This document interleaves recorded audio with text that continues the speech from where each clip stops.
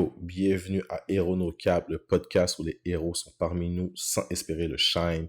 À l'émission d'aujourd'hui, on a Vlad Laura, a.k.a. 7 Star, a.k.a. Scopes, a.k.a. 50% Furious, avec nous. Rappeur, danseur, metteur en scène et entrepreneur, 7 Star est un pionnier du camp au Canada. A voyagé beaucoup à travers le monde pour la danse, justement. Il a battle des légendaires du milieu de la danse dans tous les styles possibles. Il a été signé par Laval, comme grand sponsor signé Laval par rapport à la ville et donner à la communauté au niveau artistique. Il a son propre podcast, il est le créateur du festival Godozone, un festival qui entreprend justement de mettre l'art du crump en avant par justement un tournoi, une prestation, des défis, et peu importe de la communauté ici au Québec. He's a big guy. Comme for real, c'est un de mes plus grands mentors de vie quand j'ai commencé à danser. C'est un poète incroyable, une plume magique avec son vlog. Alors écoutez ça, stay tuned ici à Héros No Cap avec votre host Stevie. So yo, welcome à l'émission au podcast de Hero with No Cap. Yo, j'ai mon invité ici, 7 Star, pilier du crump au Canada, MC, entrepreneur, tout ça vous voulez, vous savez déjà. So, what's up, 7? What up, bro? En forme, boss? On est là, man. Juste un autre podcast comme d'habitude. Puis, so, Seven, ok, j'ai des questions pour toi, mais c'est sûr qu'on va aller, comme on te connaît beaucoup en tant que crumper, pas juste ici au Bercail, mais aussi à l'international. Puis, toi, en tant que personne et tout, ça, c'est sûr que je vais aller te poser des questions par rapport à la personne que tu es, les projets, tes envies, ce que tu filmes moins, etc. dans le game, dans la vie de tous les jours. Puis, comme, let's get it. All right. Yo, First of all, man, comment ça a commencé le crump pour toi? Ben, le crump, pour moi, ça a commencé aux alentours des années 2000, 2005, je devrais dire. 2005, j'ai eu la chance de justement avoir un mentor qui s'appelle Otis Hobson, qui m'a fait découvrir le crump tel que je le connais aujourd'hui. Donc, c'était la première personne qui m'a montré des pas, qui m'a donné un peu un guidance de savoir où m'aligner dans le crump, tu sais. Mais le film documentaire Rise qui est sorti en juin 2005 a vraiment été le point tournant pour moi. Quand ce film / documentaire-là est sorti et que je l'ai vu, c'était pour moi, ça a changé ma vie, là. J'ai directement relié avec l'énergie du crump que je voyais à l'intérieur de ce film-là. Je suis toujours quelqu'un qui a aimé la danse. Tu sais, quand j'étais plus jeune, puis je faisais des spectacles amateurs en tant que MC ou whatever, je prenais tout le temps un petit moment pour comme donner quelques steps de danse quand même. Tu vois ce que je veux dire? Yeah. Puis, tu sais, mes inspirations, c'était MC Hammer, Michael Jackson, Usher, tu sais. Fait que c'est toutes des personnes qui m'ont vraiment inspiré en tant qu'entertainer, en tant que performer. Fait que je me suis jamais juste limité à être un MC. La danse a toujours fait partie de mon truc. Mais le crump, c'est la première fois que j'ai découvert un style que je me suis dit, you know what, that I want to do it and I want to focus on it. I really want to invest energy and time to learn what it's about, learn its culture, learn everything about what it is and get better at this. Tu sais, fait que pour moi, Rise a été vraiment le point tournant. C'est ça qui m'a fait découvrir le crump. Et par la suite, vraiment, c'est d'avoir eu la chance d'être sous l'aile de Big Berserk, donc Otis Hobson, qui était à l'époque un des premiers, sinon pas le premier crumper au Canada. Fait que c'est vraiment, pour moi, c'est comme ça que ça a été. Bon départ. Yeah. Yo, mais ça, c'est good. Mais ensuite, tu sais, justement, le Berserk Squad, dans le fond, le Berserk Squad, t'as ouvert les portes du crump, t'as fait enrichir, connaître plus, mais ensuite, qu'est-ce que t'as amené au voyage? Comment, qui est 7 Star, d'où ça vient? Qu'est-ce que c'est que ça? Qu'est-ce qu'était le Berserk Squad aussi? Tu sais, c'est quoi l'impact du Berserk Squad pour toi, pour la communauté crump? Yeah. Bah, Berserk Squad, c'était la première troupe de crump au Canada. Puis la raison pourquoi on a commencé ça, Pez et moi, c'est parce qu'on s'est dit, you know what, ce serait vraiment cool d'avoir un crew, tu sais. Puis pour moi, ça faisait juste du sens que le crew s'appelle Berserk Squad parce que Pez, son nom, c'était Big Berserk. On voulait quelque chose qui était à l'image de la personne qui nous a justement initié à ça. Et quand je dis nous, il ne faut pas oublier que Terminator, Valérie Chartier, elle a commencé, elle a rencontré Pez avant moi. Donc, techniquement, elle faisait déjà du crump avant moi. Elle faisait partie d'une troupe qui s'appelait BWH2. Et dans cette groupe de hip-hop-là, c'était un groupe de femmes, filles qui faisaient de la danse, street dance, whatever. Puis Pez était un de leurs profs. Donc, à partir de là, il avait déjà commencé à les introduire au style crump. Bien avant que Rise soit sorti, tu vois. Fait elle avait déjà été initiée à ça. Fait que quand j'ai rencontré Pez, indirectement, j'ai aussi rencontré Terminator. Et puis après ça, tranquillement, pas vite, il y a d'autres personnes qui se sont rattachées au mouvement, à ce qu'on faisait. Puis on a décidé un an plus tard, même moins qu'un an plus tard, dans 2006, de créer officiellement le Berserk Squad. Donc pour nous, c'était important d'avoir une coalition, d'avoir quelque chose qui représentait une unité, puis qu'on pouvait se pointer à quelque part, puis avoir un nom, avoir une identité. Et puis une des premières personnes qui nous a donné la chance de performer, c'était Spicy, à l'événement Boston Move 1. Nice. Un premier Boston Move au Colanoté où est-ce qu'on a eu la chance de faire une performance puis de vraiment comme montrer qui on était.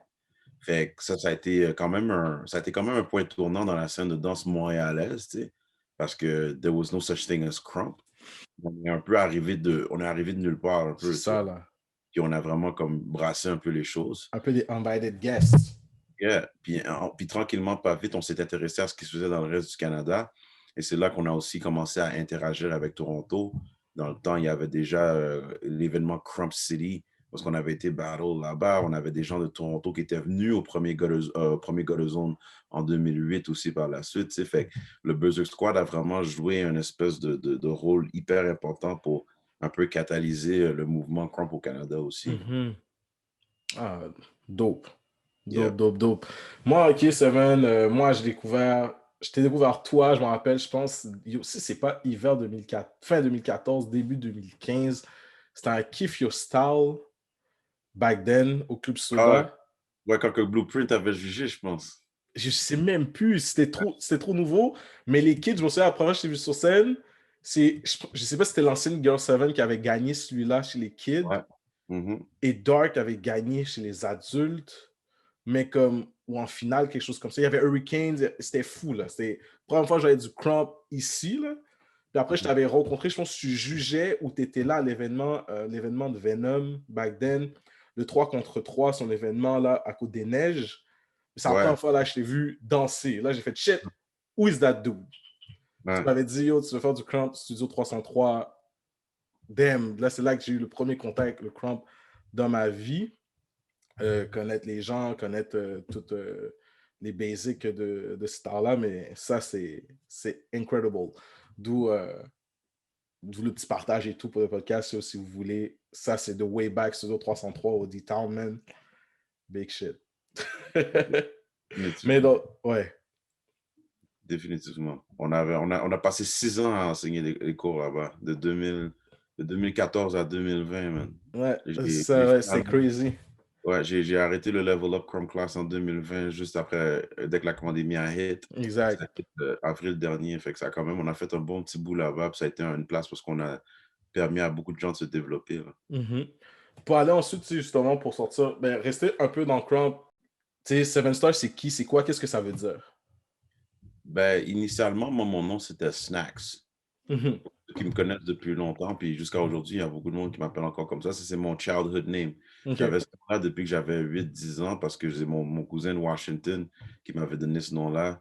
Moi, je passais beaucoup de temps aux États-Unis avec ma famille, puis mon cousin m'avait appelé Snacks parce que je mangeais tout le temps. You're eating all the snacks in the house. So from now on, his father used to be called Snacks, but now he said, là, t'as pris le titre pour toi. So, quand que j'ai pris ce nom-là, ça m'a juste suivi toute ma vie, tu vois. Puis ça m'a suivi même quand que je faisais de la musique. Ça m'a suivi aussi. Puis, comme je te dis, les personnes qui sont proches de moi m'appellent encore comme ça. Mais par contre, quand c'est arrivé au niveau du crump, j'ai gardé ce nom-là pendant, je te dirais, de 2005 à 2014. J'ai gardé le nom Snacks. Mais moi, la mère de Popson, quand je parle de toi, elle te connaît sur Snacks. Up North, man. C'est ça. C'est fou, là. Up North, là, elle te connaît sur... Ah, Snacks! Yeah. So, tu sais, ça me suit encore, mais le truc, c'est qu'au niveau de moi, au niveau de mon identité en tant que crumper, en tant qu'artiste, ça faisait plus de sens. Donc, ce que je veux dire, j'avais beaucoup plus à offrir que simplement avoir un nom qui était relié à une anecdote d'enfance. Donc, ce que je veux dire. Fait que le nom Seven Star est venu lorsque j'ai commencé à vraiment m'impliquer dans le fitness à fond avec le Regiment. Okay. Le Regiment, c'était un mouvement que j'avais starté avec Dazzle, a.k.a. Mr. Foundation. Puis nous autres, on se basait vraiment sur tout ce qui était calisthenics, tout ce qui était bodyweight training. On s'était beaucoup inspiré des bartenders à New York. On avait eu la chance d'aller train avec les bartenders directement à New York pour apprendre leur système d'entraînement puis leur philosophie. Puis moi, je trouvais que c'était un style d'entraînement qui fitait bien avec les danseurs parce que c'était axé sur les mouvements naturels et il y avait aussi un aspect rythmique à ça. Tu sais.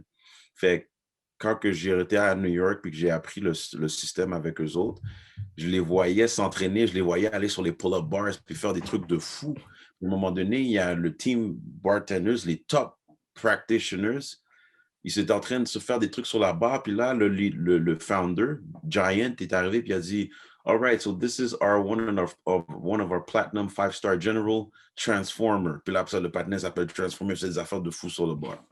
Après ça, il dit « We have another platinum general, 5-star general, silver matrix. » Puis là, après ça, il commençait à nommer le nom de toutes ces espèces de membres du crew-là. Là, j'étais comme dans ma tête, « What is a 5-star general? » Là, je pense à mon demande à Daz, « What is a 5-star general? » Ça, c'est leur highest rank. Là, j'ai dit, « Yo, moi aussi, je vais te faire. » Je suis rentré à Montréal, bro, j'ai workout pendant 2 ans, je te le promets. Pendant 2 ans d'affilée, là, je me suis entraîné comme s'il n'y avait pas de lendemain, genre. Comme si bro, j'étais une machine. Ouais. C'était Goku végétal, la shit. Ouais, je voulais tellement te faire ça, et ironically, at that moment, I wanted to quit Crump. OK, pour te focus. Ouais, j'avais l'impression que j'avais trouvé quelque chose de nouveau dans lequel que je pouvais investir mon énergie for real, qui était bon pour moi.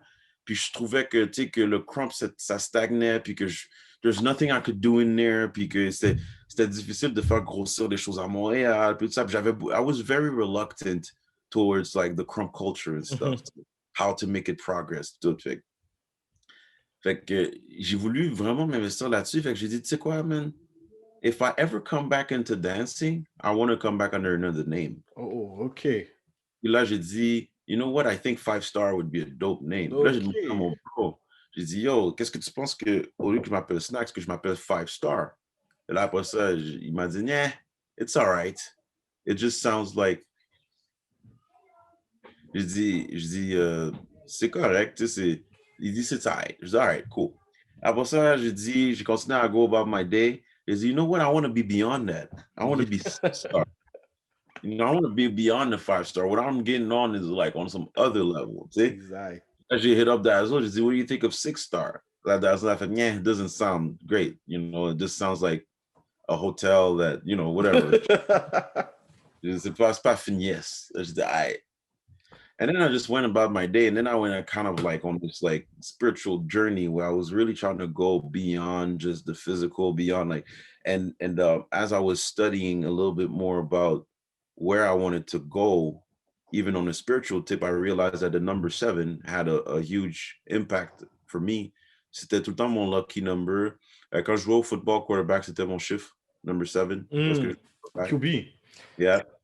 Quand que j'ai, tu sais, le chiffre 7 représente justement, even from a biblical perspective, the 7 days of 7 days, yeah. 7 days of the week, the God 7 number. deadly sins, yeah. Les 7 deadly sins. Un de mes films préférés, en plus, quand j'étais plus jeune, c'était le film 7. Avec les 7 deadly sins, yeah. Puis Brad Pitt et tout ça. Fait que je dis, oh, that's interesting. And I started digging a little bit more into it. And I was like, you know what? And there's also the number of perfection. So it's like, this is pretty much the level that I'm trying to reach. Even though I know perfection is not something you could actually attain, you shouldn't lower your standard any lower than that. Dans ce que je veux dire. Parce que si tu aimes plus bas que ça, ben, tu vas recevoir moins. Tu sais? So I was like, I hit up my bro, I was like, what do you think about 7-star? And he's like, that actually sounds tight, you know? But là, j'ai dit, you know what? Okay, let me stick to that. And I became 7-star in regiment. Mm. And then when Junior Madrip got into Montreal in 2013, that's where I met him.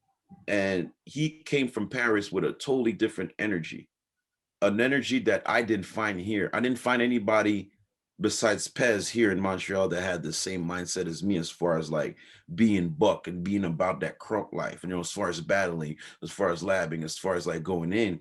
And when I met him, it kind of like reignited my passion for crunk. And that's when I started reinvesting my energy into crump. And I entered my first battle in 2014 at an event called The Chosen. Mm. L'événement The Chosen, qui est organisé par Cindy de C'est des Urban ballots Health. sur de la musique live, right? Exactement. Et ça, c'était c'était un premier comeback que j'avais fait. Ça faisait 2 ans que j'avais pas battle. And then I won that battle, and that's when I was like, yeah, 7-star, I'm back. Montreal Crump is back. Like I made it a mission for me from that point on that I would never stop ever again, and then I was gonna bring Crump to another level, on every aspect. So depuis 2014, je te dirais que c'est là que j'ai eu ma longue, ma durée de progress as far as like me personally, but also on so many levels. So that's where the name 7-star comes from, Dope. you know. Yeah. Dope. Yo, ça c'est dope. Ben après, avec la danse, ce nom-là, tu l'as gardé, c'était le tien. Plus que le regiment, c'était toi. OK? On t'identifie à 7-star. Parle-moi de tes expériences que tu as eues au-delà du Chrome, justement. Moi, j'ai lu, je ne savais même pas, mais j'ai dû le lire. Tu as pu travailler avec le Cirque du Soleil puis le Cirque Héloïse, ce que j'ai pu voir sur ton site. Yes. Yes, Oui. Cirque Louise, en fait, quand j'ai travaillé avec le Cirque du Soleil, c'était en tant que coach. OK. Parce que moi, j'ai aussi fait du popping. Oui. Donc, j'ai train under Slick Dog, j'ai train under Fawn, aussi au centre communautaire de Côte-des-Neiges. J'étais très, très impliqué dans la scène de popping et je faisais même des battles aussi. Fait que pour moi, tu sais, le popping, c'est une danse que j'aimais beaucoup, que j'aime beaucoup encore aujourd'hui. C'est juste que j'ai décidé de ne pas mettre mon focus là-dessus. Mais j'avais reçu un contrat pour travailler avec les danseurs du cirque puis de leur donner des trainings en popping. Pour le spectacle ils avaient fait un espèce de spectacle de Michael Jackson, comme un remake et tout ça, là. Puis j'avais aidé justement, j'avais contribué justement aux chorégraphies et tout ça. Donc ça m'a été ma première expérience de travailler avec le cirque. Puis le cirque Éloise aussi, j'ai été là-bas puis j'ai donné des ateliers de crump aux danseurs. Qui est dope. Ouais, ça a été vraiment dope de pouvoir aussi voir l'ouverture d'esprit que ces compagnies-là ont de vouloir, expose leurs artistes à autre chose, tu sais. Ouais. Fait que ça m'a permis de travailler avec eux. Donc, c'est ça. Depuis ce temps-là, je sais qu'ils ont fait beaucoup, beaucoup de progrès. Je sais que Junior Madrip a travaillé beaucoup avec le Cirque du Soleil aussi. So it's like, yeah, those were cool experiences. I met a lot of Nice. people there. Mais pour la danse, OK, si on y va dans un aspect un peu plus, tu sais, on va parler de... Moi, ce podcast-là, je vais toucher beaucoup le Québec, le Grand Montréal, Laval, Longueuil, etc. Toi, OK, t'es un natif Laval, right? C'est ton... Montréal-Nord, mais grandi OK. à Laval. Yeah. OK. Montréal-Nord. Grandi à Laval. OK. Yes! Non, mais c'est ça aussi, c'est tous les aspects que je sais. Tu sais, t'as Jacobi, t'as fait partie de la fameuse équipe légendaire des Loups. Alors, comme c'est plus au niveau de le message, pour moi, qu'est-ce que tu veux amener, c'est on entend beaucoup parler du racisme systémique, les minorités qui ne sont pas évaluées, surtout artistiquement. C'est quoi ton opinion là-dessus?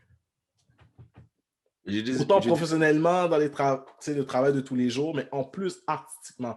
C'est-à-dire la musique, de Black Music in Québec, l'art Black in Québec, les gens à la base in Québec. Qu'est-ce que tu en penses?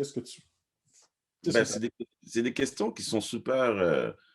des questions qui sont super complexes, qui ont tellement de layers. Puis moi, mon gros problème en ce moment, dans tous les débats que j'entends, dans toutes les discussions que j'entends, puis souvent, c'est même pas des discussions, c'est simplement du monde qui font juste se crier après. Flagellé, yeah. Ils n'ont pas cette ouverture d'esprit-là d'entendre d'autres opinions, tu sais. C'est hyper, hyper difficile d'avancer selon moi parce qu'on arrive toujours à des solutions hyper simplistes à des problèmes qui sont si complexes Il y a des problèmes qui sont historiques, qui doivent on doit prendre le temps d'analyser tout ça d'une manière, historique aussi. Il faut qu'on soit capable d'analyser, le passé de chaque personne, de comprendre c'est quoi le Québec d'aujourd'hui, de comprendre c'est quoi les proportions, de comprendre aussi c'est je sais même pas par où souvent je me prononce même pas sur ce genre de issues-là parce que il y a tellement de layers. Il y a En tellement de effet. layers, puis je vois des gens qui surtout avec les réseaux sociaux puis tout ça, c'est tellement facile d'embarquer sur le bandwagon puis d'embarquer sur un mode de witch hunt, de Mhm. pointer le monde du doigt, de dire this and that, you know? When the reality is that c'est tellement complexe et on fait tous partie du problème, tu sais? Fait que moi, dans tout ce que je vois en ce moment, c'est une chose que j'ai toujours pris le temps de faire, c'est d'essayer de. C'est un auteur que j'ai lu beaucoup, un entrepreneur qui s'appelle Seth Godin. Mhm. Euh, Puis il disait dans son livre, You got to be able to make the difference as a leader. You need Mhm. to differentiate like how to respond and how to react. Dans ce que je veux dire. Et la plupart du temps, on réagit. Mhm. Dans ce que je veux dire, au lieu de répondre. Puis ça, c'est un gros issue. Si on réagit tout le temps, ça veut dire qu'on ne prend pas le temps de digérer l'information qu'on a eue. Dans ce que je veux dire, Ouais. on ne prend pas le temps de voir puis d'analyser qu'est-ce qui se passe. Et là, notre réponse devient seulement basée sur des émotions et on n'avance pas, tu sais. Fait que moi, j'essaie le plus possible de respond, ce qui veut dire que lorsque je vois quelque chose qui arrive, je comprends que les réseaux sociaux, c'est pas la meilleure chose. Je comprends que le mainstream media, nos médias traditionnels, n'ont pas le meilleur intérêt non plus à informer la population, mais bien de faire de la propagande ou du sensationnalisme pour pouvoir justement upgrade leurs ratings, pour que les personnes augmenter leur code d'écoute. Ou, Exact. je veux dire, everybody got their own biases and all that. So all of these things that you take in consideration makes it that ces issues-là sont tellement complexes. Ils vont au-dessus de qu'est-ce qui nous saute à l'œil à première vue. Tu sais. Mhm. Fait que moi, quand j'entends parler de racisme systémique, d'inclusion, de diversité, de whatever, whatnot, I look at it and I'm like, okay, so what are we talking about exactly? Mhm. Exact. Exact. Est-ce que vous êtes prête à vraiment avoir les vraies discussions par rapport à ça? Est-ce qu'on peut tous Est-ce que s'asseoir? Exact. Ouais, ouais. est-ce qu'on peut vraiment s'asseoir puis comprendre que en plus de ça, ce qui arrive, c'est qu'il y a de la business là-dedans. There's money in inclusion and diversity.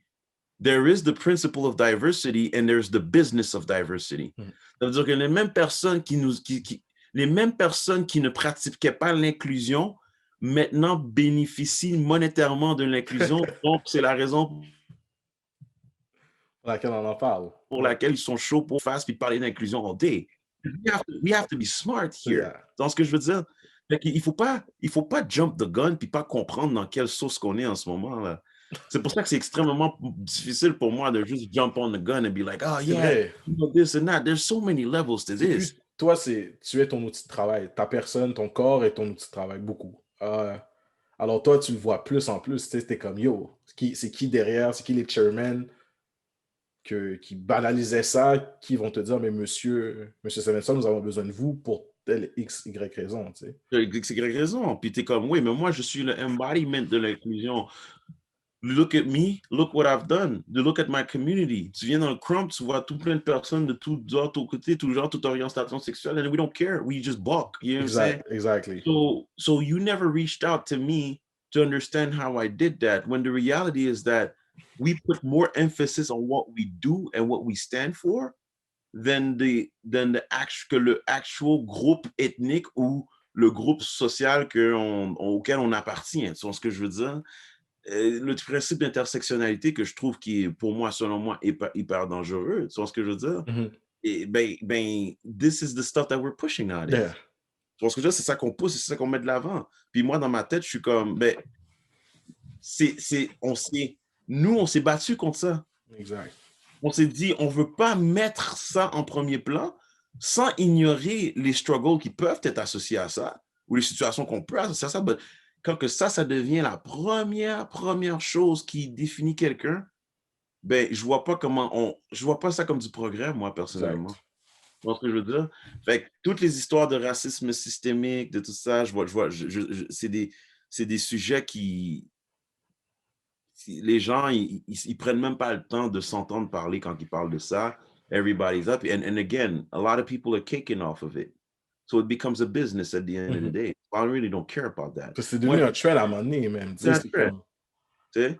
So, C'est comme... j'ai vu plein de gens dans la communauté noire qui ont eu un comportement detrimental to Black people for many years et que maintenant, c'est rendu des spokespersons pour En le avant, là, front line, là. on Ouais. the front line. So c'est comme, moi, je suis dans ma tête, je suis comme, hey, this is what it is, you know.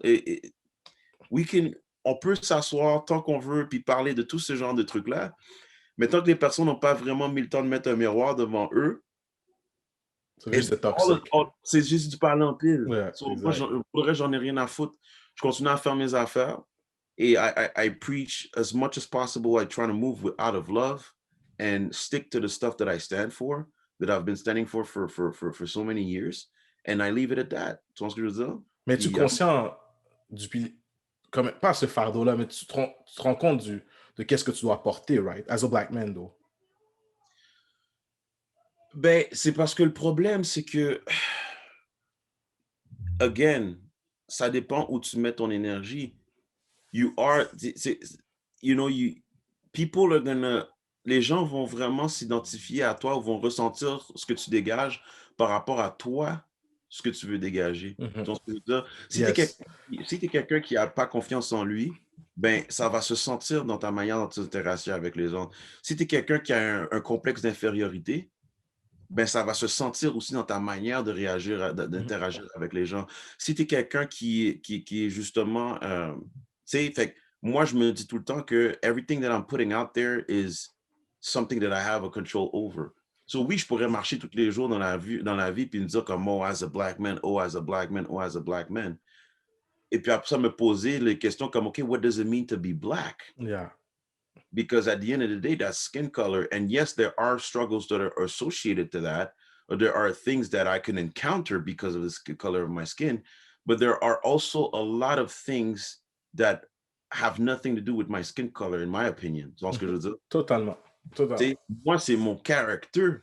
Je veux dire, moi, tu passes 3-4 heures dans la même pièce que moi, à un moment donné, c'est comme, on parle même plus de ça. Il y a tellement de trucs qui sont plus intéressants. Clairement. Comme skin color, qu'à un moment donné, c'est comme, OK, yeah, well, whatever, we have to move past that. It's the star of the man, not the black man anymore. Exactement. Fait que pour moi, c'est ça. Si je mets l'emphase seulement sur ça, then everything that I'm going to put out there is going to be, all of my energy and all my being is going to be attached to that notion. Mais si je me dis que, yes, that's a fact and it's something that I can't change. Now, if the world views me as that, that's their problem. They're limited in their way of seeing things. But I'm going to attach myself to people that see beyond that. Exact. Et on essaie tout le temps de me faire rappeler, yeah, but at the end of the day, you're still... Je dis, okay, so what you're doing basically is me trying to move past that and elevate myself beyond something like that. Et on te le reproche. But you're still trying to bring me back down to it. Tu vois ce que je veux dire? Fait qu'il y a un travail psychologique qui doit être fait, selon moi, puis de se poser les vraies questions. What does it mean to be black? Yeah. And then people are like, oh, what do you mean? Well, exactly. We should be able to have like, Jamais te limiter. Never limit yourself because of that. Yeah. Parce que moi, je suis très honnête avec toi. J'ai déjà chillé avec une femme haïtienne, puis j'ai déjà chillé avec une femme congolaise, and they're both black. But bro, I felt like I was two different freaking like worlds. Mm-hmm. Why? Because culturally speaking, we had so many differences too. So it's the same character too, yeah. C'est pas le même caractère. On a nos différences. Fait que pour moi, puis je vais dire, I'm gonna add this. I always find it interesting when black people say, well, look at how the Chinese are always together and they stick together. I grew up around Italians and I felt like that. Je dis, but everybody toutes les personnes auxquelles tu t'identifies puis que tu prends comme exemple, ce sont des cultures. Mm-hmm.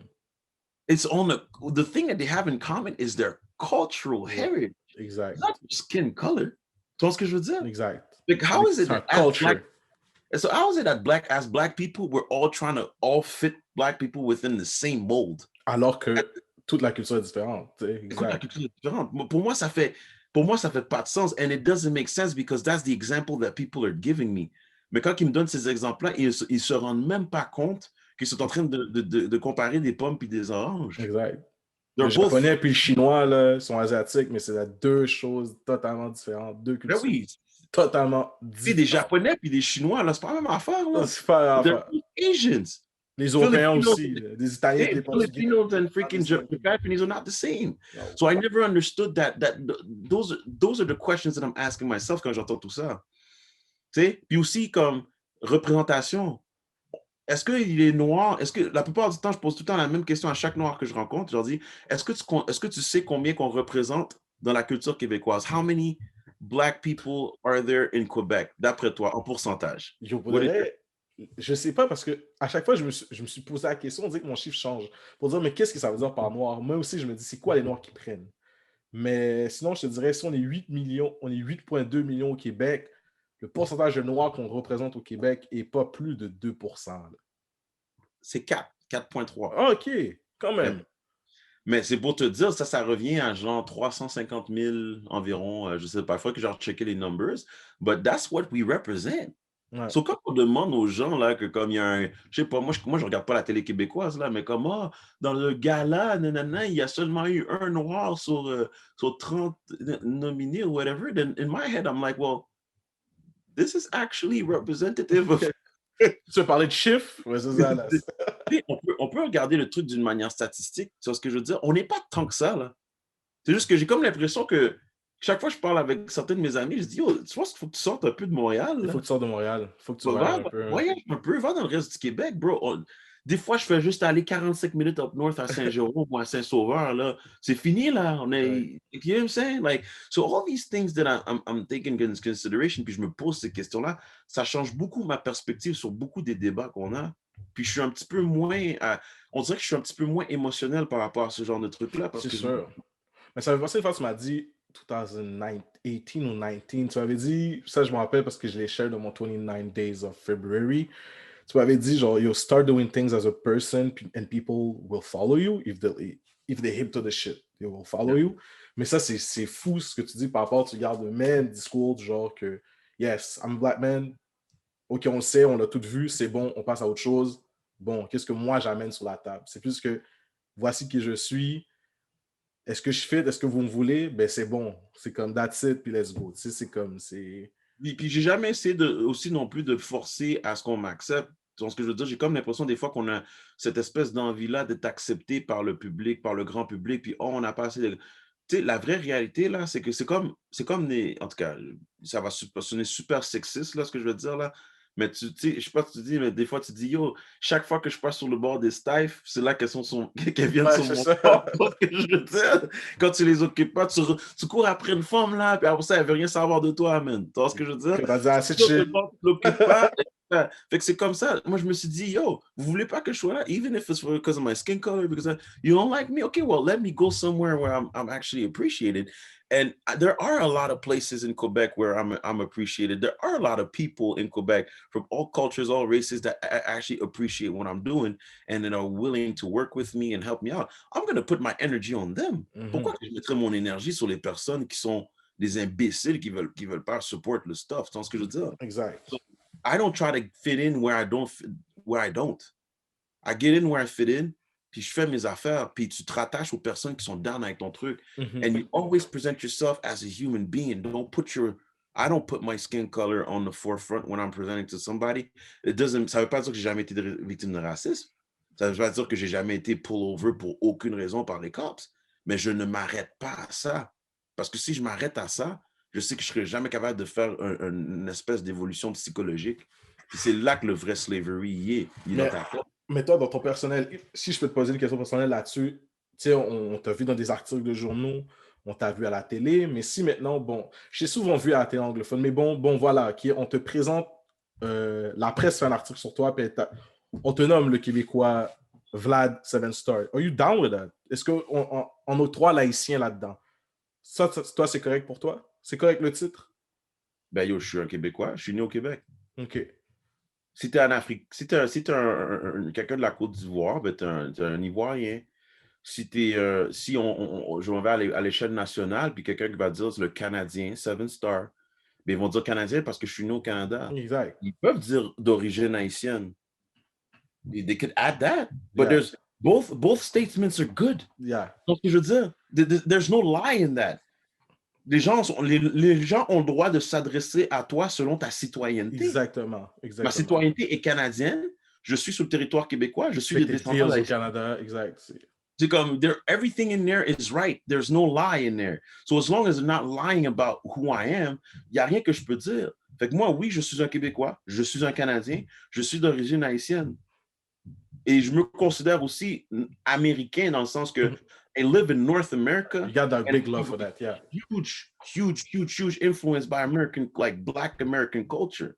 So there is a part of me that, juste à cause que j'ai pas la citoyenneté américaine, but in my heart, as far as like some of my biggest influences and the place that I feel the most comfortable in besides being here in Quebec is the United States. I've been all over the States and it feels like home. And people that, some of my closest friends are from out there, so I have a deep attachment to that. Tu sais? Mais those are my realities. So, moi, quelqu'un qui me dit, ah ouais, le Québécois, 7 Star, le Canadien 7 Star, le Québécois d'origine haïtienne, le Canadien d'origine haïtienne, all of those titles are real. They're true. They're factual. Yeah. So, je veux s'adresser à moi de cette manière, tant mieux. That's it, it's all good. J'avais besoin de l'entendre de toi parce que moi, j'ai un bro, Fabio Gagnon, un haïtien adopté par une famille québécoise de Québec. Premier qui coach les Pats à la NFL. Puis ça a fait un gros bruit, je me rappelle, j'en ai parlé avec Spicy. J'étais comme, yo, ça fait un gros bruit, pourquoi il l'appelle dans un black group, pourquoi il l'appelle comme ça? Mais j'étais comme, yo, de d'où, vous savez, en plus, il est actually adopted par une famille québécoise blanche, de un, puis il habite à Québec. C'est comme ça qu'on appelle quelqu'un de là-bas. Comme... Le dude, il ment pas sur sa personnalité, c'est be rude. Au lieu de juste voir le succès du boy, ça devient juste toxique. Et je pense que c'est ça que, dans ma tête... Moi, je trouve ça simplement arriéré. C'est ça. Ça peut devenir toxique au point de dire que c'est fou que sur mon papier, tu trouves que le nom est écrit wrong alors qu'il is right. So, comme, qu'est-ce qu'on fait avec ça? Mais c'est bien que autres, dans le fond, les autres, ils se plaignaient comme quoi qu'ils ne comprenaient pas pourquoi que dans les journaux, ils l'appelaient un Québécois. Exact.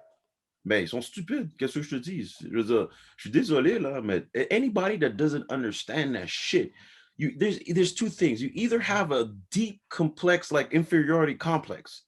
Ton complexe d'infériorité est vraiment deep, là. OK?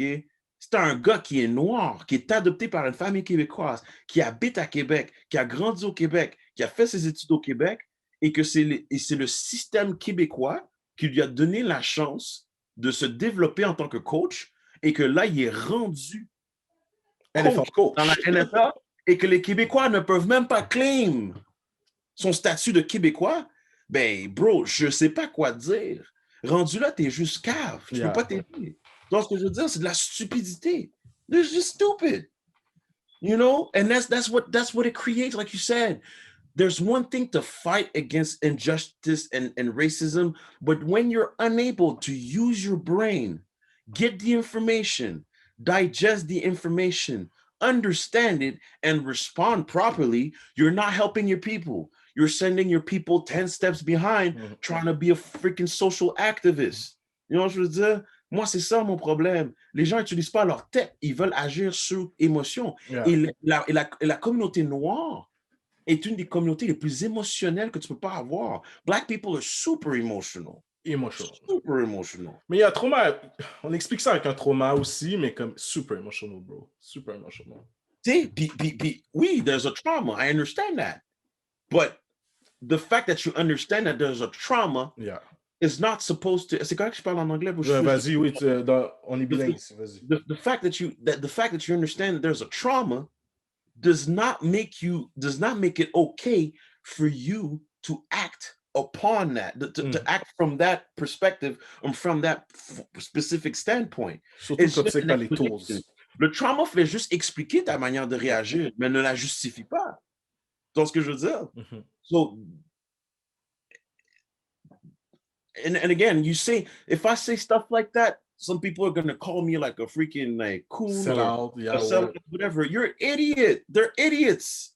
You know what I'm saying? Because at the end of the day, I'm the one out on the field going to those schools, working with these young Black people that can't finish high school, and I'm trying to use my platform and use my skills to try to better their life. I still care about black people, mais je sais que c'est pas en leur mettant dans la tête qu'ils sont que des victimes, puis qu'on essaie seulement d'abuser des autres, que everybody around them is against them by default, that we're supposed to think that that's supposed to help us. Makes no sense, bro. None. So, cet exemple-là que tu m'as donné, pour moi, c'est un exemple classique d'ignorance, c'est tout. Exact. C'est de Non, l'ignorance. je suis totalement d'accord. Mais moi, c'est quelque chose qui me frappe parce que moi aussi, je suis comme, yo, moi, là, proud of, yo, d'où mes parents viennent et tout, mais c'est pas ma réalité, tu sais, puis tu vas le connaître beaucoup si tu parles avec des gens de là-bas aussi, on t'enlève pas ta réalité, personne te l'a enlevé, on te dit un fait. C'est tout ce qu'on te dit, comme, si on m'appelle le Québécois, yo, de Montréal-Nord, Steven Gentil qui fait telle affaire, ben, it is what it is, c'est un fait, man. Ça m'enlève pas mon côté haïtien. Ça te l'enlève zéro, là. Ben, c'est parce que, encore là, si les personnes ont un manque d'éducation, puis un manque de logique, puis qu'ils associent une nationalité à une couleur de peau, ben, c'est juste des caves. Exact. En plus. Being American has nothing to do with being white. Exactly. You're American. Being Canadian has nothing to do, like, say, being Japanese. If I go to Japan and I spend 10 years. 10 years there and I get my citizenship, I'm a freaking Japanese. C'est quoi le problème? Oui, les personnes vont être comme, oh, t'es japonais, ils vont être surpris because people have a certain level of intelligence to understand that most people that come from Japan look a certain type of way. Yeah. So it's normal. Now, if you're offended by that, you're a fucking idiot. Yeah. Yeah. It's like, yo, man, like, I don't understand these things. Yeah, totalement. But, I mean, hey, I guess this is why, again, you want to go tackle all these things about systemic racism and all that. Make sure you put that mirror in front of yourself first. Second of all, make sure you open a freaking history book, man. Yeah, totally. That's ce que je veux dire. To understand what you're fighting. Because, my guy, we're going out there and we're making fool of ourselves, man. Straight up. See? So, c'est vrai. That's my statement. So still a statement of 7, man. I gotta keep it a stack, you know me. I always keep it a stack with you, bro. Je vais jamais être là puis être fake devant toi puis te dire des tintins. But that's really how I feel. This is why if I'm gonna have these conversations, I'm gonna have these conversations one-on-one. J'ai fait l'erreur d'essayer d'avoir ces conversations-là sur les réseaux sociaux avec les gens. Mais non, les gens sont émotionnels puis ils peuvent se permettre trop de pouvoir derrière un écran.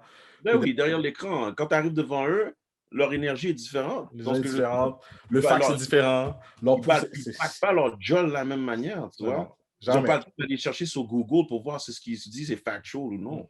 Like, I'm talking to you, we're having a conversation. C'est ça qui manque. Le contact humain, ces conversations-là, whatever, ils n'existent plus. Maintenant, ils se déroulent de manière virtuelle. Donc, c'est encore plus facile d'être manipulé en tant que société. Because the information is just like so spontaneous.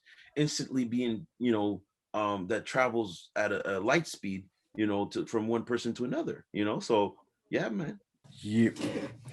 So, ouais, Seven, moi, j'ai envie de connaître plus par rapport aussi au Crump, puis à tes aventures, les prix, les spectacles, tout ça, qui m'intéresse beaucoup. Puis aussi, justement, la plateforme que j'ai connue en 2020, là, les blogs, les podcasts.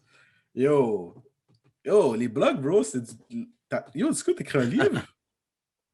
J'ai commencé à travailler sur ça, mais en même temps, ce qui est très difficile, c'est que j'ai quand même un esprit qui fonctionne à genre 100 000 à l'heure à tous les jours. Puis un de mes gros problèmes, moi, ça a été la capacité de prendre une chose à la fois, tu sais. C'est sûr qu'à travers le fait que j'étais un MC, que je suis un MC, que je rappe et tout ça, écrire, ça a toujours fait partie de ma vie depuis que j'ai 14 ans, tu sais. Yo, mais t'as plus mon anglais, man. Ouais. You won, là. Yo! Mais, la raison pourquoi j'ai fait ça, c'était pour ma santé personnelle aussi, dans le sens que quand la pandémie est arrivée, je savais que c'est soit que j'allais devenir fou, ou soit que je devais comme garder mon esprit le plus occupé possible. Donc, j'ai dit, tu sais quoi, bro, lance le plus de projets que tu peux, just to keep yourself occupied. Et puis, whatever works the best, then va-t'en là-dedans, tu sais. So, j'ai commencé un blog qui s'appelait 7 AM. parce que moi, je suis quelqu'un qui travaille beaucoup la nuit, tu sais. Fait que c'était comme ça le Mhm. concept. What are the thoughts that I have when it's like 3 in the morning and Yeah. I can't sleep? You know, what are the things that I've been thinking about? Donc, c'était très philosophique comme blog. Et ça m'a aussi donné le goût de travailler sur un livre. Également, j'ai commencé les podcasts. Moi, c'était quelque chose que j'ai toujours voulu faire. Puis j'ai décidé de faire le Street Dance Talk. Je l'ai fait pendant quelques mois. C'était une super de belle expérience. Puis j'ai appris beaucoup de trucs, juste pour moi personnellement, les nouveaux skills de streaming, puis comment utiliser OBS, tout ça, tu sais. Ça m'a forcé à développer des skills. Mais j'ai commencé à refaire de la musique et ça a été comme... Yo, ça, ça le a été- freestyle, c'est man. Le freestyle sur le beat de Busta Rhymes, man. that was it. Like I was like, you know what? Out of all of these things that I tried, le podcast, le this, le that, tu sais, j'ai été plein de trucs, mais quand je recommençais à spit, je disais, ah, OK, that's the one. Puis, juste comme, je me suis acheté l'équipement, je me suis fait un booth, je me suis bâti un studio dans ma propre... Yes. Puis j'ai dit, tu sais quoi, that's it. This is it. This is the thing that makes me happy, tu sais. Besides crump, tu sais.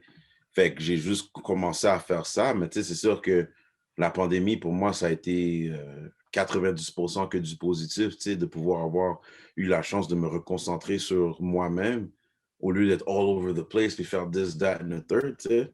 Fait que, mais c'est ça, man, j'ai tous ces outils-là que j'essaie de voir comment que tout ça peut fitter ensemble, tu sais. L'écriture, la musique, la danse, l'enseignement, l'entrepreneuriat, mon festival aussi, Gotterzone, tu sais, On y organisé. revient, ça. Ça. Fait que, tu sais, il y a tout ça que, you know, when you have a lot of things going on, it's a bit hard for you to kind of know where to go. Mais je commence à trouver un balance parce que je commence à également créer une structure autour de moi puis des personnes pour m'épauler, tu sais. Fait que cette année, je pars ma propre compagnie de création, ma propre Ah, ça compagnie. aussi, on revient, ça. C'est So, chose que j'ai lu beaucoup, man. Ma recherchiste aussi, qui va être ta première acheteuse de livres si tu le fais, man. Ça avait une dédicace personnelle. Mais pour vrai, comme on y revient pour les projets de le Seven Vision, là, ça m'intéresse, ça va de ça. Mais pour le yeah. reste, c'est pour ça que tu sais, moi, c'est important de parler des gens qui veulent build pour le community, qui l'impact qu'ils ont pour une communauté. Toi, on la connaît très bien pour le Crump, on la connaît très bien à l'international, on la connaît très bien ici au Canada. Tu es très connu, ton nom est très connu. Mais justement, parle-moi justement de ces prix qui ont amené que c'est pas tout le monde qui le sait. Parce que comme moi, je parle de toi, je fais yo, il a gagné tel prix. Ils savent pas, puis je suis comme yo, comme damn, comme je sais que c'est big, mais c'est pas tout le monde. On dit le monsieur, madame, tout le monde qui ont les yeux sur toi, comme ils auront les yeux, exemple, dans qu'est-ce que les rappers, shout-out à eux autres, arabes politiques présentent, exemple. So, comme c'est.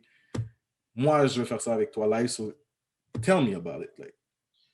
Ben, il y a le prix de Victor Marston Lynch Award du Conseil des arts du Canada qui a été mon premier prix qui a été vraiment nice que j'ai gagné directement du Conseil des arts du Canada. It came with a nice check too, you know, so um, Let's go.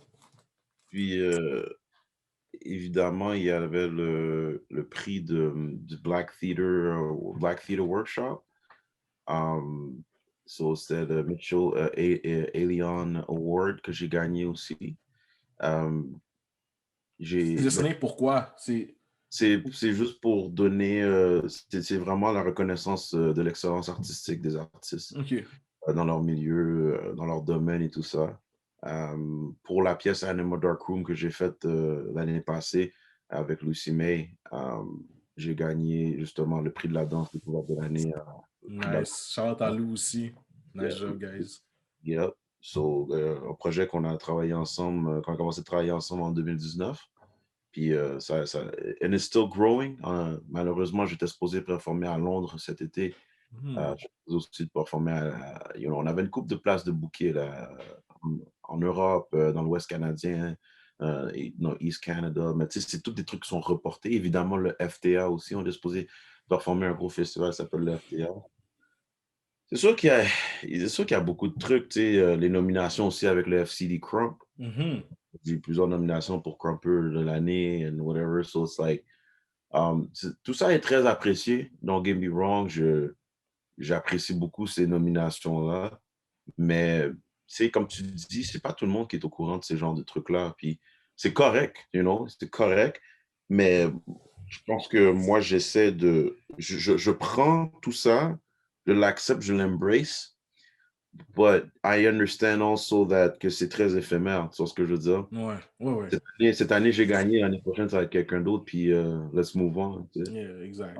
J'essaie de garder en tête que c'est des trucs que tu enjoys, ça te rappelle comme quoi que tu as une reconnaissance aussi par rapport à tes gens. J'ai été finaliste aussi pour Artiste de l'année à Laval aussi. Euh, Mais tu sais, après, tu le prends, puis merci beaucoup, puis let's go, tu te réveilles le lendemain, puis le grind continue, là.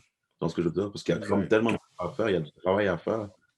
Ça finit pas, tu sais, fait je suis reconnaissant, man, pour ces prix-là, man. C'est dope, c'est le fun, ça aide beaucoup, ça motive.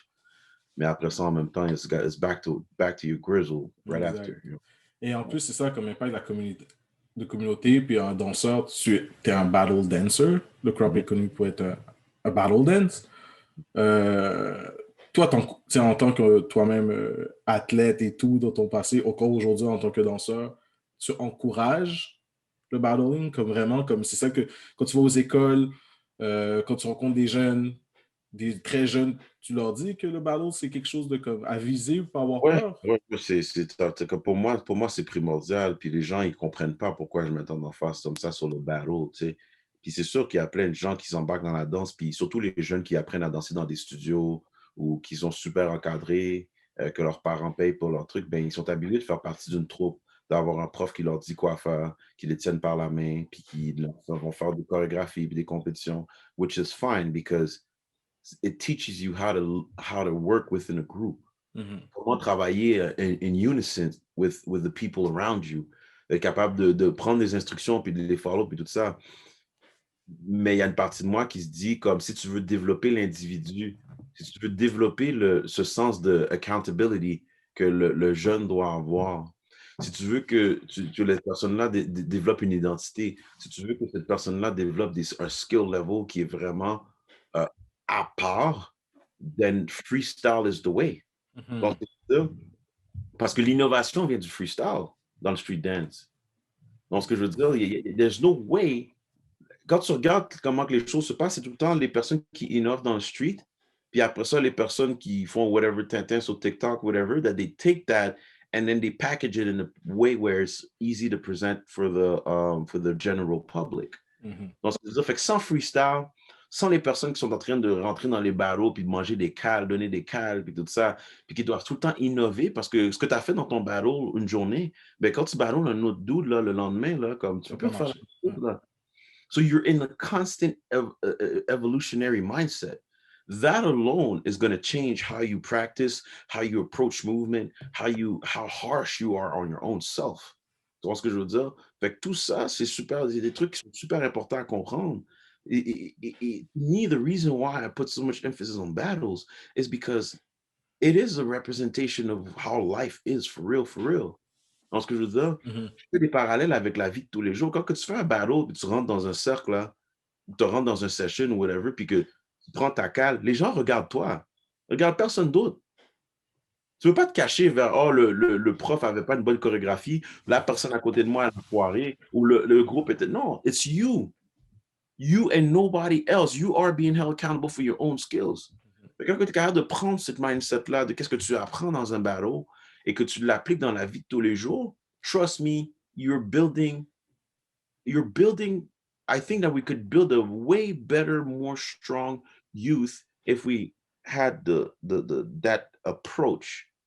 Que si on faisait tout leur donner tout cuit dans le bec, qu'à chaque fois quelque chose qui foire, ben, les parents vont venir puis ils vont commencer à charler sur les profs. Tu vois ce que je veux dire? Là, c'est ton own skill, c'est ta personne, ton discours. C'est toi, c'est toi. Il y a pas, c'est ça qui est important pour moi dans les battles, c'est d'être capable de mettre justement dans cette position inconfortable-là, où est-ce que c'est toi qu'on regarde, c'est ton truc, c'est toi qui est held accountable. Et c'est là que tu bâtis pour moi, une personnalité qui est beaucoup plus strong, puis une meilleure relation avec ton skill set, puis ta propre personne, si tu te passes à travers ça, tu sais. Puis je le vois, là, les personnes dans mon entourage que je sais qui sont issues de ce milieu-là, pour moi, sont personnellement, and I don't want to talk bad about anybody else in the artistic community or whatever, but when it comes to creativity, accountability, innovation, whatever, the people that come from a background, c'est même pas comparable. Ça n'a même pas rapport. Exact. Mais ça veut dire que c'est bien de l'enseigner tôt, dans le fond. C'est des Ça coups devrait être obligatoire. Ouais. And people see it as competition. That's one of the problems in the arts Exactement, world. mais c'est ça. C'est exactement ça. On dirait que je suis pas capable de dire les distancer de ça, mais c'est en termes de compétition. We play basketball, we play football, right? Practice for the game, right? So, comme, avec la danse, surtout en crumb, c'est le ballon, c'est automatiquement le game, right? Ou ça fait partie du practice? Ça fait partie du game. La même manière que la session, le vrai heart of crump is the session. It's not even the battle. It's the session. Tu vois ce que je veux dire? C'est le gathering, l'échange, puis tout ça. Mais le battle, lui, en tant que tel, tu ne peux pas ne pas passer par là si tu veux upgrade tes skills. C'est impossible. Parce que le fait d'avoir cette pression-là, puis le feu aux fesses à chaque fois, parce que tu sais qu'il y a du monde qui s'en vient pour te kill off, tu n'as pas le choix. You don't know how strong you are until you have no other choice but to be strong. So, si je te mets dans cette position-là, où est-ce que tu n'as pas le choix d'être strong, c'est là que je extract le meilleur out of you. But if you're always in a position where, yeah, you could, oh, it's okay, nah. Et tu as dit une phrase, hein, une fois, je me rappelle dans un de tes cours, puis même quelqu'un qui ne serait pas expérimenté ou qui a de l'expérience, mais tu vas quand même battle n'importe qui. Tu te bats toujours as a challenger, peu importe, même si c'est toi le prof de la salle, tu te donnes 100% pour dire que c'est ma façon de te respecter. Oui, c'est une question de respect aussi. I will try to rip you off because I respect you. Yeah. Yeah. You have to rip, like your goal every time you battle should be to rip someone's head off, regardless of if they're 6 years old or if they're 30, 1 year of experience or 50. When you always have, ça vient avec le 7-star mentality, c'est comme cette espèce de standard qui doit tout le temps être shooté through the roof, because the higher you aim, the higher you could potentially reach. Tu vois ce que je veux dire? Puis c'est ça, d'autres fois, quand j'ai battu Mini 7 puis Tiny, les kids ont 8, 6 ans, là. J'en ai rien à cirer, là. Get off sur eux comme si j'étais en train de get off sur des grown men. J'en ai rien à foutre. Even if they don't understand, they look at me as like, okay, why is this dude like, they don't even understand what's going on. I don't care. Parce que je veux dire, it don't matter. Okay, they'll understand later on. Exactly. Get off, G. Donnez des conseils. Rien à battre. Get off sur eux. M'en fous. C'est ce que je veux dire. I don't know any other way. There's no other way. What other way do I know? So, quand que ça devient ton standard, ben là, les choses évoluent rapidement. Pourquoi? Parce que tu as set une barre qui est haute. Let's set the bar high and get off, you know? And that's the respect that we have for one another, and that's the respect we have for the game. Ça veut pas dire qu'il n'y a pas de moment où est-ce que tu lower your intensity just to be able to work on certain things and all that. But the intention and the commitment is always there. It's always up there. Tu vois ce que je veux dire? Ben oui. Moi, mon rêve pour toi, pour vrai, c'est que tu réussisses ça, que tout le Montreal comme c'est MKA réussisse à faire ça pour de vrai. Que je te vois dans les écoles, c'est de transformer, man, être capable de rentrer la danse, mais avec le crumb surtout, dans un programme sport-études, man. Qu'on le considère quand même, parce que je me rappelle de quand j'ai écouté ton podcast avec Beast, Baby Tyler, shout out, yo, ça m'a fait comprendre à dire, yo, vous êtes des athlètes, vous travaillez fort, puis d'autres quand même sont quand même au school, visent d'autres choses aussi, mais que ça peut être fort. Moi, je te le souhaite, là, ça c'est mon rêve pour vrai que le crumb soit une discipline. Le truc, c'est qu'en plus de ça, c'est même pas quelque chose qui est far-fetched. Dans le sens qu'on a beaucoup de talks là en ce moment dans le domaine, secteur académique par rapport au sport-études et tout ça. Oh ouais! It's not far-fetched. Le problème, c'est que tu rentres dans un secteur académique. Ouais, c'est ça. Donc, therefore, tu play by their rules. Exact, c'est ça.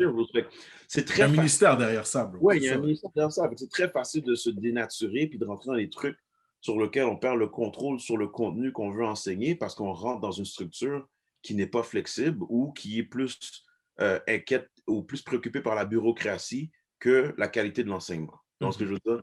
Fait que moi, c'est mon gros problème avec le secteur académique. Je n'ai pas nécessairement, étant quelqu'un qui enseigne dans les écoles secondaires, primaires, cégep, whatever, je ne suis pas un fan parce que je sais que anything that's, the government doesn't really know what they're doing. Yeah. It's Yeah. where il y a tellement une grosse déconnexion entre ce que nous on fait puis cette bureaucratie-là que quand il y a un mesh qui essaie de se faire, c'est tout le temps un désastre selon moi. Tu sais, fait est-ce qu'il y aurait manière pour nous de continuer à faire ce qu'on fait puis de rentrer dans le secteur académique, mais en ayant un petit peu plus de contrôle sur ce qu'on veut faire? C'est ce que j'essaie de créer avec ma compagnie. Donc, Oh, OK. Ben, OK, ramène à moi à ça d'abord. Je vais garder mon idée en tête parce que je n'oublierai pas, parce que j'allais dire, yo, la RSEQ connue, surtout football, yo, le Québec est très connu avec ça. C'est pour ça que je suis comme, yo, si tu pourrais avoir ça, man, parce qu'il y a du cash dedans, man, ce serait the best. But ça, c'est une autre parenthèse. C'est quoi la compagnie Seven? Yo, j'ai fait un post sur Facebook où j'ai dit Big news coming soon. So, J'ai vu. C'est Rafon qui me l'a dit, là. technically, there hasn't been no announcement. So, je peux même pas dire no yet. Mais yo, bro, cet épisode-là, cet épisode-là, sort pas ce soir, là. Okay. T'inquiète pas. So, basically, j'ai ma compagnie, c'est le 7-Star Vision qui est dans 7-Star en réalité, mais je vais changer le nom.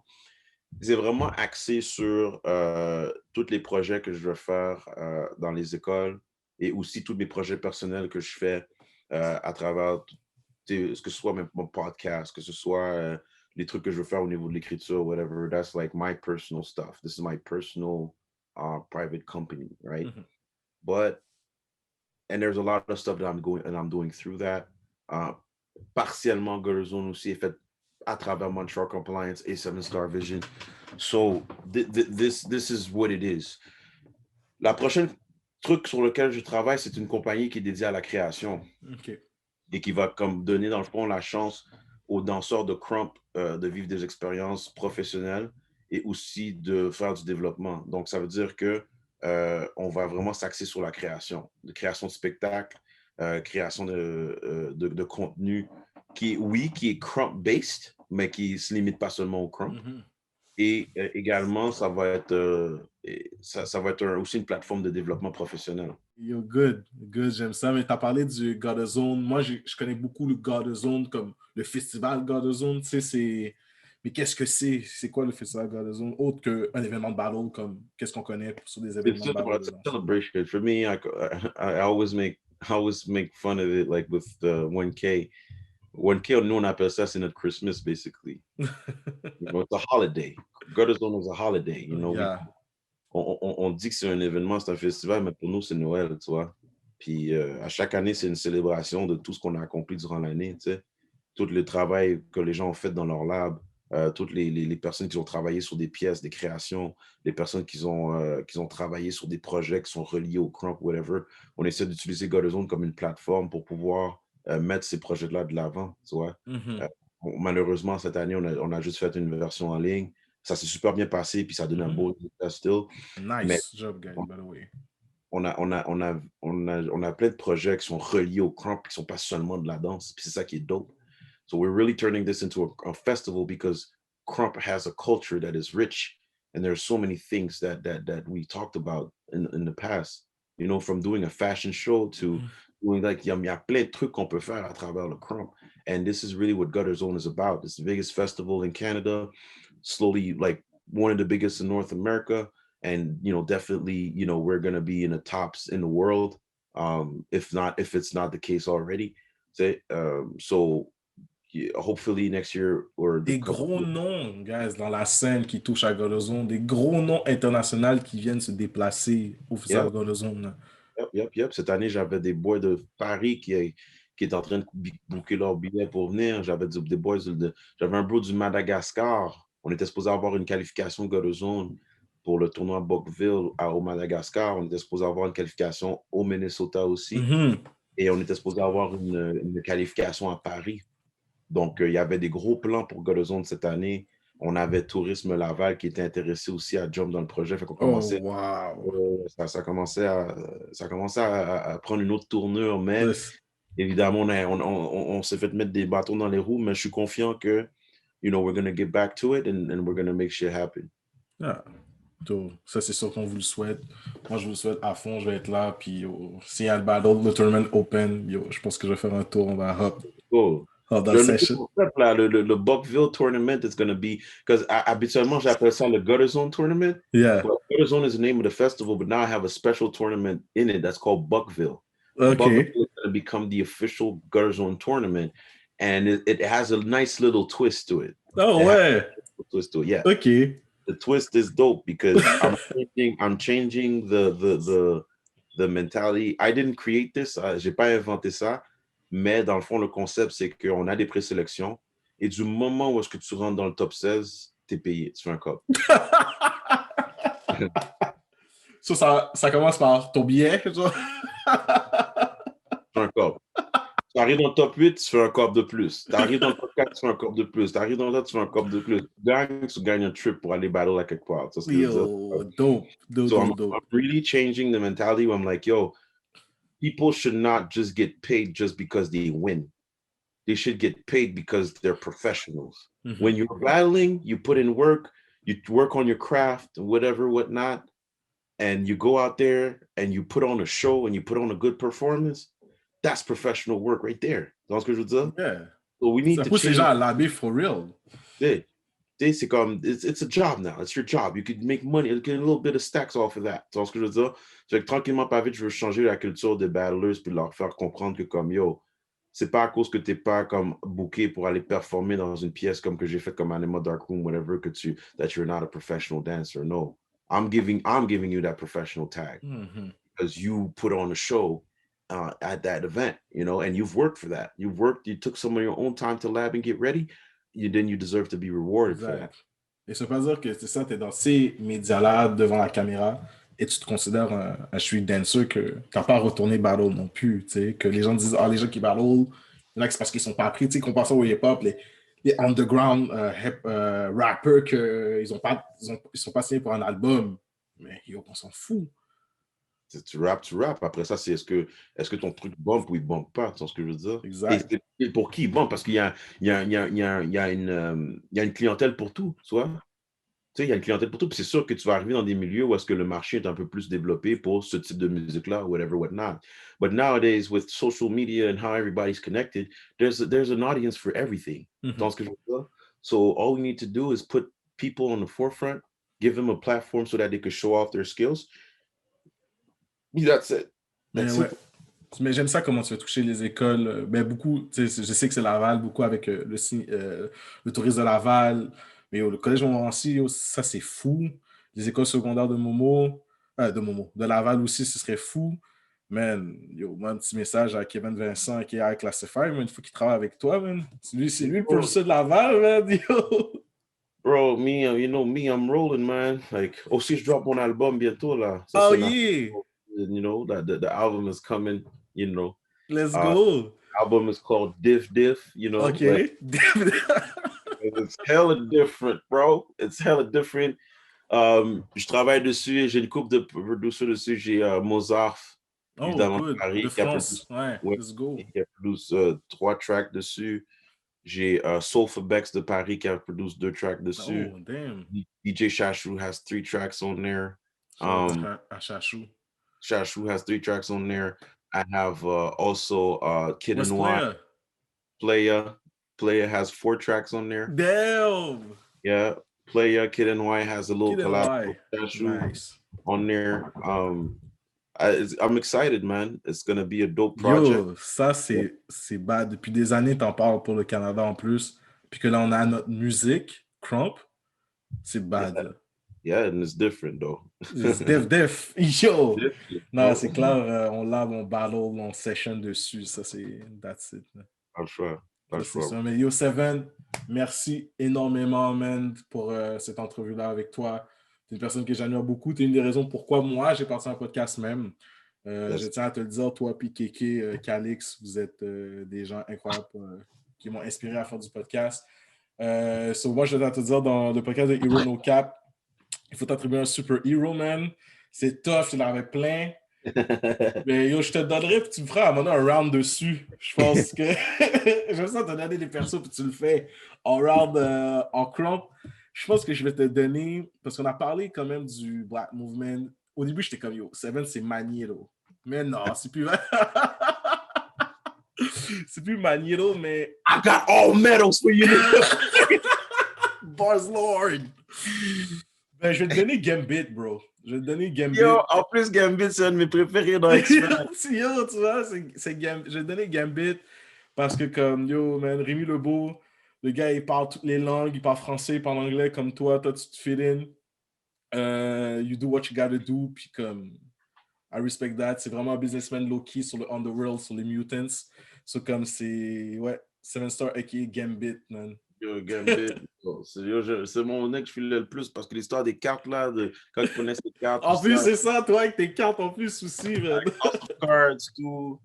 Yeah, no, hey, I messed with it, man. I ain't mad at that. Gambit, I'm not mad at all, bro. I'm not mad at all. Puis tout ce qui touche, c'est ça, il peut le fire up. So comme... Exactement. Everything he touches, he turns it into energy. And that's really what it is. Like, il n'y a pas de limite. Tout ce qui est autour de toi peut être un weapon pour que tu Exact. Il n'y a pas d'excuse. Everything's a weapon. Yeah, everything, man. I mess with it. Yo, t'inquiète. So, merci. Yo, 7-Star. Bless you. Au plaisir. Brother, keep doing your thing, bro. Whatever you do, you just go at 100, bro. There's no other way.